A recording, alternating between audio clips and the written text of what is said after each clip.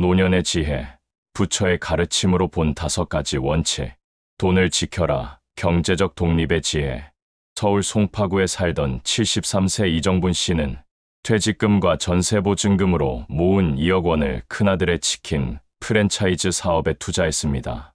어머니, 1년 만에 원금 회수하고 매월 500만 원씩 수익 드릴게요 라는 아들의 말을 믿었죠.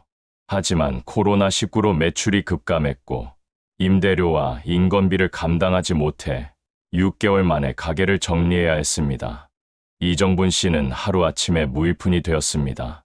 그동안 살던 아파트도 전세로 빼고 작은 원룸으로 이사했죠.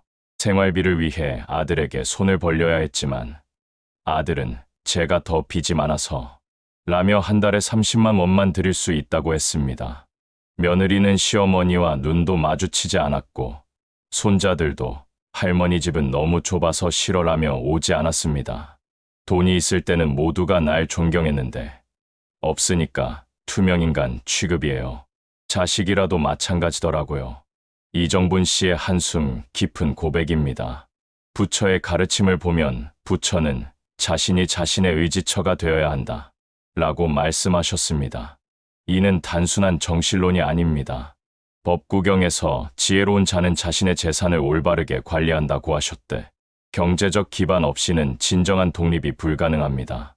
첫 번째가 바로 소유복입니다.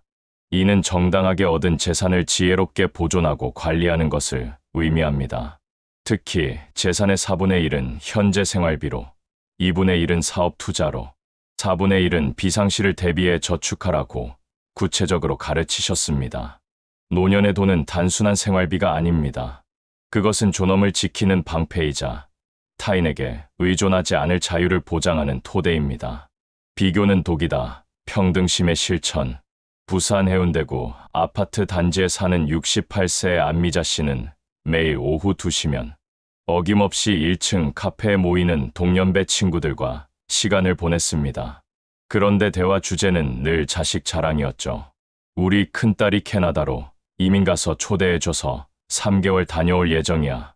우리 막내 아들이 아파트를 하나 더 사줘서 전세 놓고 월 200만 원씩 받아. 손자가 의대 합격해서 등록금까지 다 대준다더라. 안미자 씨는 들을 때마다 가슴이 답답했습니다. 자신의 두 아들은 각자 가정을 꾸리고 사는 것도 버거워해서 명절에나 얼굴을 보는 정도였거든요.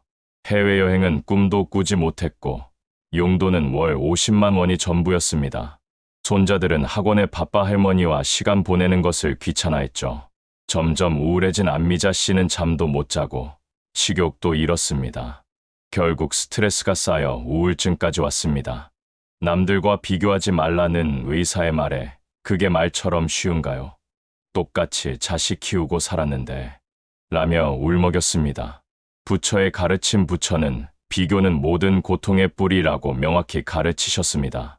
사성제 고통의 원인이 바로 탐욕인데 이는 대부분 남과의 비교에서 생겨납니다. 상유타 니까야에서 부처는 어리석은 자는 다른 이와 자신을 비교하며 괴로워하지만 지혜로운 자는 자신만의 길을 간다고 말씀하셨습니다. 각자의 업함은 다르고 그 결과도 다를 수밖에 없습니다. 이를 받아들이는 것이 바로 평등심입니다. 사무량심 중 하나인 평등심은 남의 행복을 시기하지 않고 남의 불행을 기뻐하지도 않는 평온한 마음가짐을 뜻합니다. 부처는 자신의 발걸음에 집중하라. 남의 길을 따라가다 보면 자신의 목적지를 잃는다고 하셨습니다. 비교를 멈추는 것은 체념이 아닙니다. 자신의 현재를 있는 그대로 받아들이고 그 안에서 평화를 찾는 것입니다. 노년의 거절을 잘하는 것이 품격이다. 중도의 실천. 대전 유성구에 사는 72세 박철수 씨는 동네에서 만능 해결사로 통했습니다. 아파트 입주자 대표회의 총무, 경로당 회장, 동네 축구클럽 감독까지 맡고 있었죠. 게다가 큰아들은 아버지, 우리 애들 학원 픽업 좀 해주세요. 둘째 아들은 아버지, 이사하는데 도와주세요. 며느리들은 아버지가 김장 담가주시면 너무 좋을 텐데요 라며 연일 부탁을 해왔습니다. 박철수 씨는 나이 먹은 사람이 뭐 할 일이 있다고 거절하나 가족인데 당연히 도와야지라며 모든 요청을 수락했습니다. 새벽 6시에 일어나 손자 도시락 싸주기. 오전엔 경로당 일, 오후엔 학원 픽업, 저녁엔 아파트 회의까지. 주말에는 자녀들 집안일까지 도맡았죠. 그러던 어느 날 박철수 씨는 계단에서 어지러워 넘어졌습니다. 응급실로 실려가 검사를 받으니 스트레스성 고혈압과 심근경색 전 단계라는 진단이 나왔습니다. 의사는 무리하지 마시고 스트레스를 줄이셔야 합니다 라고 했지만 입원 중에도 가족들은 아버지 없으니까 너무 불편해요 라며 빨리 퇴원하라고 재촉했습니다. 부처의 가르침, 부처는 중도를 깨달음의 핵심으로 가르치셨습니다. 극단적인 고행도, 극단적인 방종도 아닌 적절한 균형이 바로 지혜의 길입니다. 빈두야경에서 부처는 현명한 자는 자신의 한계를 안다고 말씀하셨습니다. 모든 요청을 수락하는 것은 자비가 아니라 분별 없는 집착입니다. 진정한 자비는 자신에게도 베풀어져야 합니다. 또한 부처는 자신을 해치면서까지 남을 돕는 것은 어리석음이라고 하셨습니다. 자신이 건강해야 가족도 이웃도 제대로 도울 수 있습니다. 적절한 거절은 이기심이 아니라 장기적 관점에서 모두에게 도움이 되는 지혜로운 선택입니다. 팔정도 중 정업과 정명은 적절함을 강조합니다. 노년의 거절은 품격 있는 경계 설정이며 이는 자신과 타인 모두를 존중하는 행위입니다. 가족의 짐에서 벗어나라 무집착의 지혜. 인천 남동구에 사는 69세 김수자 씨는 평생 자녀를 위해 살았습니다. 남편이 일찍 돌아가신 후 혼자 두 아들을 키우며 치킨집을 20년간 운영했죠. 악착같이 모은 돈으로 큰아들 결혼자금 5천만 원, 둘째 아들 결혼자금 5천만 원을 마련해줬습니다. 결혼 후에도 지원은 계속됐습니다. 큰아들이 전세자금이 부족해요 라고 하면 1억 원, 둘째 아들이 사업자금이 필요해요 라고 하면 8천만 원, 총 2억 8천만 원을 자녀들에게 줬습니다. 자신의 노후 자금까지 모두 소진한 거죠. 김수자 씨는 자식들이 잘 살면 나중에 효도할 거야 라고 믿었습니다. 하지만 현실은 달랐습니다.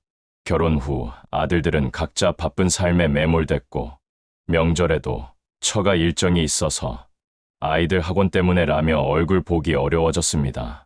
경제적으로 어려워진 김수자 씨가 생활비가 부족하다고 말하자 큰아들은 저희도 애들 교육비 때문에 빠듯해요.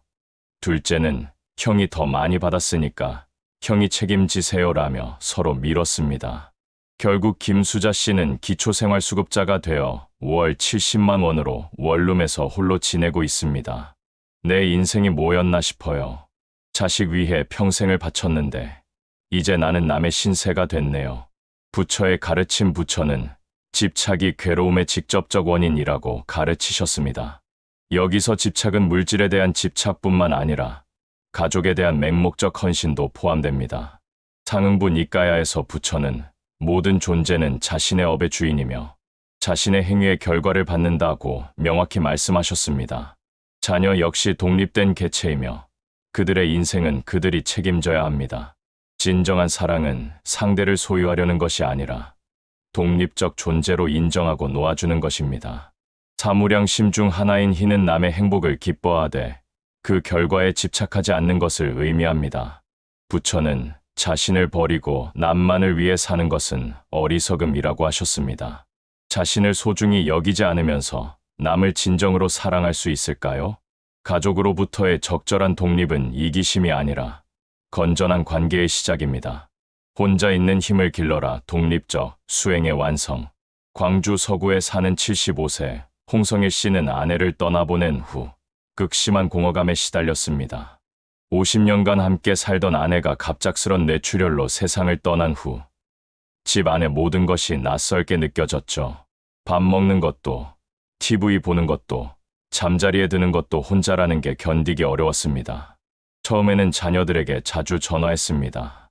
심심해서 그러는데 시간 되면 좀 와라. 하지만 큰아들은 회사 일로, 딸은 육아로 바빠서 한 달에 한 번 오기도 어려웠습니다.